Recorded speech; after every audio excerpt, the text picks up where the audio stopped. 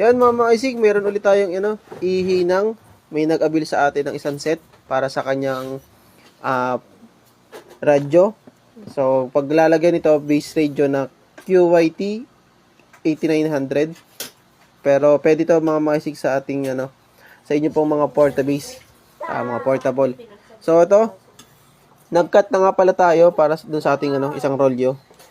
RG58 Japan coax ito. Nakaputol na tayo. So, ito yung ating ilalagay. Maghihinang tayo ng connector, magkabilang dulo. So, ito, nire-ready ko na nga pala yung panghinang natin. So, yan. So, sa mga gusto mag-avail ng connector, meron din tayo. Ito yun, para sa portable na connector.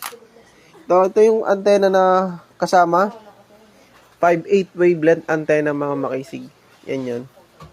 Na dual band antenna na din yan. Kasama na sticker. So, special shoutout